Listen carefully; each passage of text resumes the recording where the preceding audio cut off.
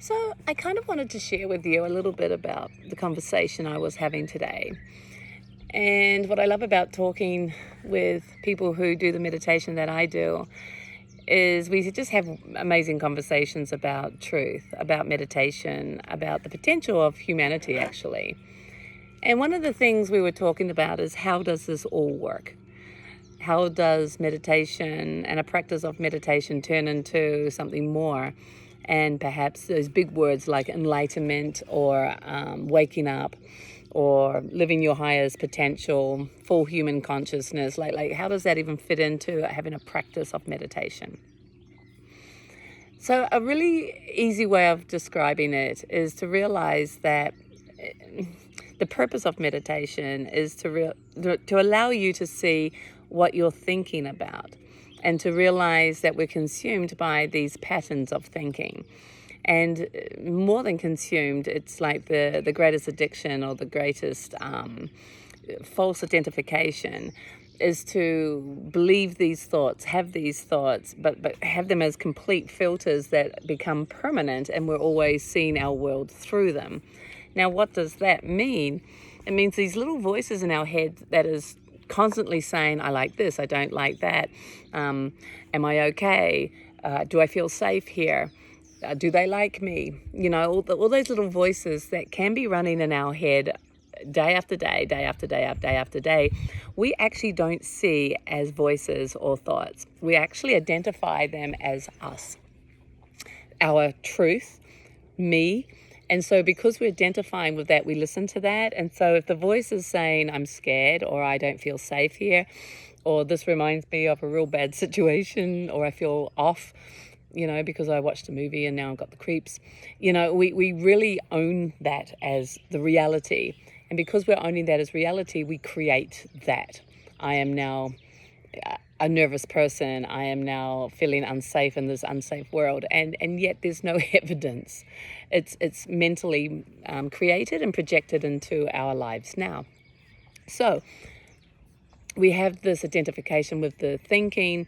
We create this false illusion through these patterns and these filters. And so we've come to this place of realizing that life is very stressful. And then we get offered, perhaps, we learn to meditate. And what we see from meditation is to be able to separate those thoughts from reality. We are to be able to get to see through meditation that those thoughts can come and go, but it's not actually the truth right now. So we can detach from them. They can still be there. Life goes on, perhaps with lots of thoughts, but we have a practice now that we are detaching from the thoughts and creating space. We're allowing ourselves to become present. And so life returning to becoming present is new. It's actually our true nature. It's how we were born, but now it appears new because we've been addicted to thinking.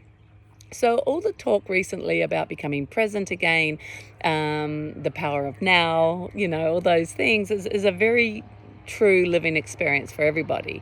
You have the ability to detach from the thinking and to allow yourself to become conscious and present now.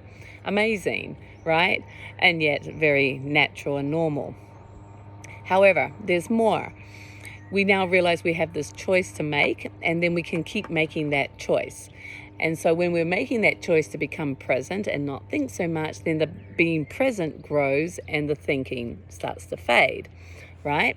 And so as what you focus on grows, your ability to be present, your ability to live from now, from this present moment grows and can become permanent-ish or perpetual-ish, ongoing-ish. There's times that we forget, there's times that we go back into the habit of the thinking or the thought pattern, but we can quickly realize that that's not our truth. And so we can let go of it because we now realize it's just a thought, it's not reality, and we come back to reality, which is to be present. This is all referring to me and my experience of peace. And as we start to really allow this experience of this moment to become permanent, we start to recognize it's not just about me, it's actually about my relationship to this world too. And so what happens inside of us starts to grow on the outside. So the contentment and ease and gentleness that we experience within ourselves We start to experience with others in worldly situations, in crowds, in life, in work, in conversations. And so it stops being my experience of calm, and we start to actually experience and allow the calm to be in daily life in all situations. So it actually grows into this experience of being everywhere, not just in my own practice of meditation, but it actually becomes a stable experience in life. And what that really looks like is that you're simply allowing life to exist without the judgment voices, without feeling threatened, without a nervous energy of needing to do, fix, be, impress. You simply are in your life, and you're allowing everyone else and situations to simply be as they are too. And it's really freeing, because you start to live the perfection that it simply is in this moment.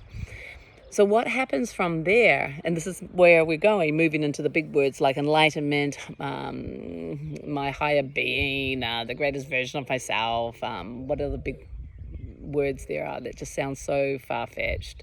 My higher self, my inner child, I don't know.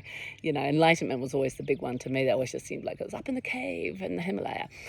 But you start to realize that freedom is the ability to be present now, and suffering is thinking. And you start to see that you have a choice to live freedom or to live suffering. And when you can clearly see that choice, it becomes really, really obvious. So you start to realize that a lot of the suffering is also the identification to this idea of a me, not the fact that the physical body, we're always going to support that, love that, give to that, exercise, eat well, whatever, But there's all these ideas about me. I am this, I need that. And it's the idea of the me which creates the idea of the you. And so that idea starts to be seen as a thought too that creates suffering. And when you start to let go of that thought, then this experience of unity or oneness starts to really shine itself. That you realize this perfection that you can experience ongoingly inside equals the perfection on the outside, and that in that there's not an idea of this me trying to control things or become something, right? So it really is the idea from the mind that creates all the suffering. And when we let go of all of that, we return into this moment where we experience absolute perfection without time. No past, no future, just this eternal now, this ongoing, constant, eternal presence. That's you. And that's the purpose of meditation. That sounded like a lot of blah, blah, blah, but it really is super inspiring to watch your own process with all of this. Because if you can, and if you start to see it, it's phenomenal. And that's who you are. You are phenomenal.